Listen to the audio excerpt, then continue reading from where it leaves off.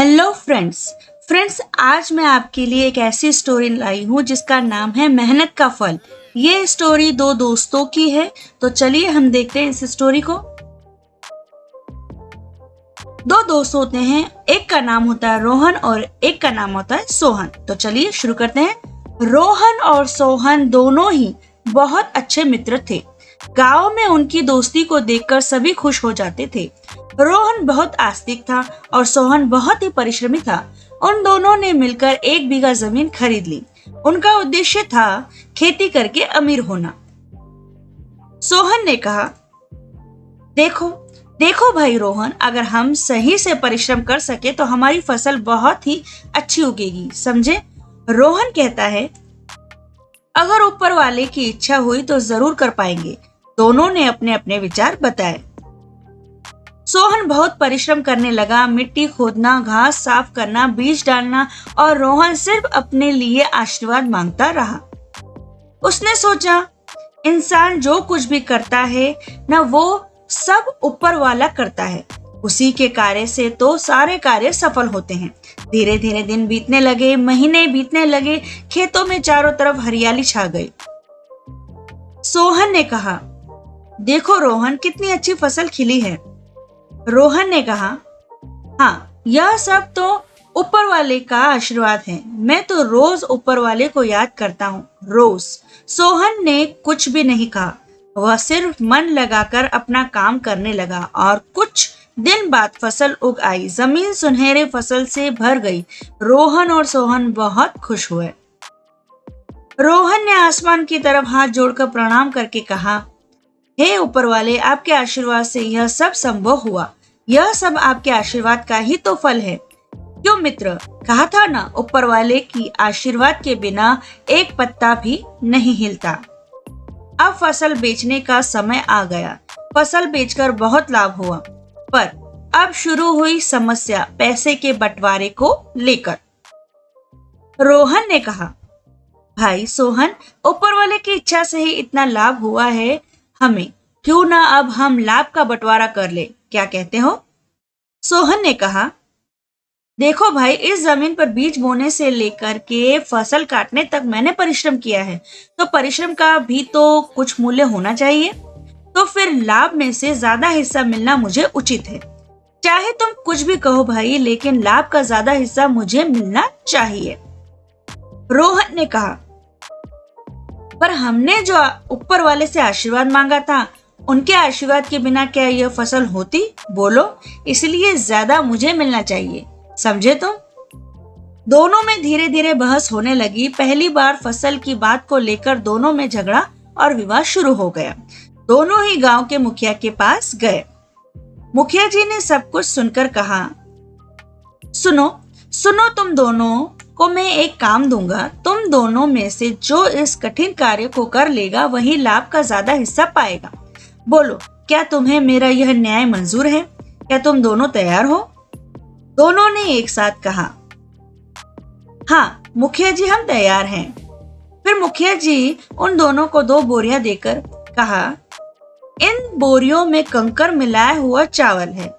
कल सुबह तक चावल अलग और कंकर अलग करके लाना होगा।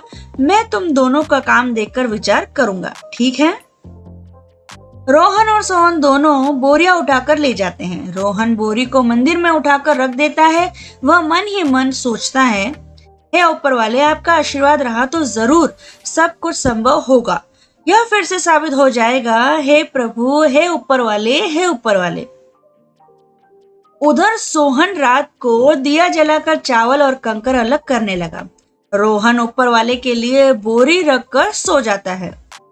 जैसे सुबह हुई, सोहन ने बोरी के चावल में से कंकर चुनकर अलग अलग किया, पर कुछ बाकी रह गया। सोहन ये बोरी लेकर मुखिया जी के पास गया। सोहन ने कहा, हुजूर, पूरा संभव तो नहीं हो पाया, कुछ बाकी है। फिर मुखिया जी उसकी बात सुनकर मुस्कुराए और कहा, अब रोहन ने क्या किया यह भी तो देखूं, जरा उसके बाद विचार करूंगा। उधर रोहन ऊपर वाले पर भरोसा करके नींद से उठकर मंदिर से बोरी लेकर मुखिया जी के पास गया। मुखिया जी ने पूछा, तुम क्या पूरी बोरी के चावल चुनकर लाए हो? रोहन ने हाथ जोड़कर कहा, नहीं मुखिया जी, मैंने सारा काम ऊपर वाले के हाथ में छोड़ दिया था।